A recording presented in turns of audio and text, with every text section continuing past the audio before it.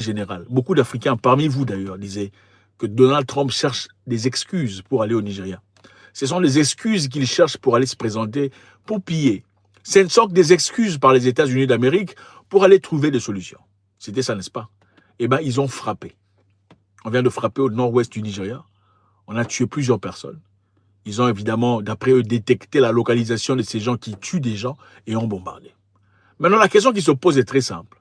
Si le Nigeria, il y a quelques jours, était capable de partir au Bénin, renforçant le gouvernement de M. Patrice Talon, en faisant ce qu'ils disent protéger la démocratie, en bombardant les insurgents au Bénin, en envoyant des troupes au sol pour soutien, comment sont-ils incapables de faire autant pour leur propre pays, pour protéger les chrétiens qui sont tués?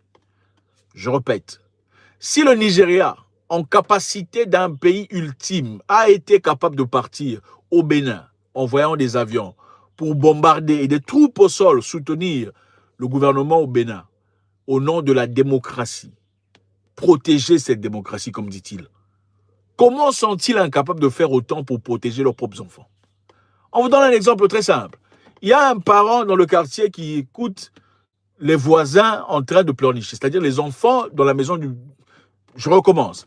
Dans votre maison, vous avez des enfants. Et un de vos enfants pleurniche disant, papa, j'en ai marre parce que mon frère me tabasse tout le temps.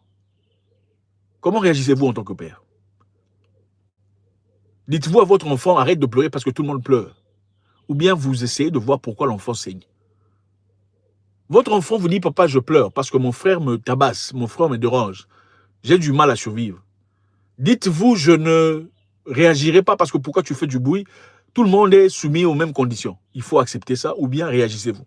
Maintenant, serez-vous content, comme fâché, excusez-moi, quand le voisin dirait, par exemple, monsieur, j'ai l'impression que vos enfants, cet enfant-là pleure tout le temps. À 2 h du matin, à 3 h, il pleure toujours. Je veux réagir. Serez-vous méchant, contrarié si le monsieur partait quelque part pour aller accuser au gouvernement, aux affaires sociales, disant que vous ne protégez pas vos enfants? Alors, le Nigeria est-il soumis à une possibilité que les États-Unis viennent piller? Absolument.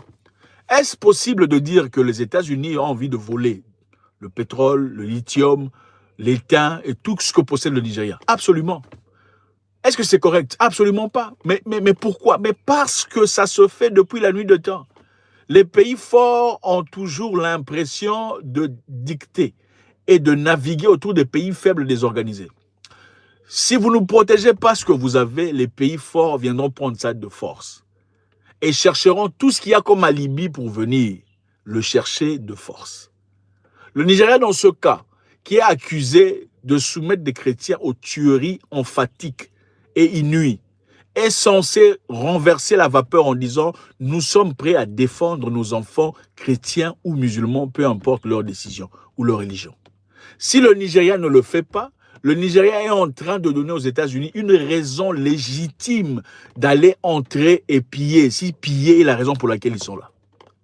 Au lieu de se lever disant nous sommes un pays souverain, nous comprenons ce que vous voulez faire, ne venez pas ici, parce que vous n'avez aucune capacité de vous protéger, autant mieux coopérer avec eux gentiment, disant ok, comme vous réalisez le fait que nous sommes en incapacité de défendre nos enfants, comment comptez-vous nous aider?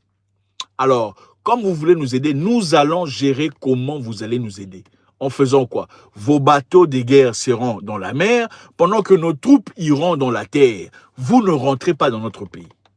Mais ce n'est pas ce que le Nigeria a fait.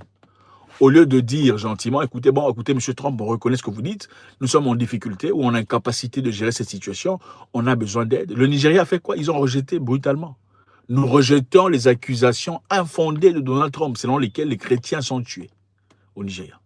Y a-t-il des chrétiens tués au Nigeria? Oui, il y en a beaucoup. Beaucoup de chrétiens sont tués. Vous avez vu les vidéos. Le Nigeria l'a justifié en disant qu'il n'y avait pas seulement des chrétiens qui sont tués. Est-ce vrai? C'est fortement une possibilité qu'il y ait des gens non chrétiens et musulmans qui sont tués aussi. Mais pourquoi sont-ils tués s'ils sont musulmans? Parce qu'ils ne sont pas des musulmans radicaux. Quand on n'est pas radical, les radicaux te trouvent comme un soft. Quand tu n'es pas radical, les radicaux te trouvent comme un traître. Quand tu n'es pas radical, les radicaux te trouvent comme un monsieur qui est un ennemi. Tu ne fais pas bien les choses. C'est un peu comme ce qui s'est passé au Rwanda. Au Rwanda, il y avait les Tutsis et les Hutus qui se tuaient. Mais les Hutus qui ne voulaient pas tuer des Tutsis étaient tués par des Hutus. Je répète, les Hutus et les Tutsis se massacraient. Certains Hutus ne voulaient pas tuer des Tutsis. Les Hutus qui ne voulaient pas tuer des Tutsis étaient tués par des autres Hutus qui étaient radicaux. Vous comprenez? C'est la même chose dans la religion. Ceux qui sont dans la religion radicale tueront toujours ceux qui ne sont pas dans le radical.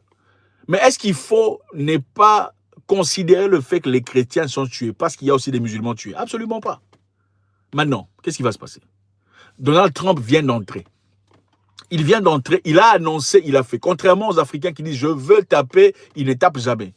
Comme les Nigérians et la CEDEAO avaient promis d'attaquer le Niger. Nous allons aller faire notre attaque. Ils n'ont jamais fait d'attaque. Trump n'est pas comme ça. Ce n'est pas votre ami. Quand on lui dit « je veux frapper », il va frapper. Il a frappé. Maintenant, qu'est-ce qui va se passer? Il a envoyé des messages très forts en frappant. Numéro 1, nous sommes en capacité de frapper n'importe où si on le désire. Numéro 2, c'est le début d'une histoire nouvelle. N'importe qui peut être frappé. Inclus l'AES. Le Mali, le Burkina Faso et le Niger peuvent être frappés.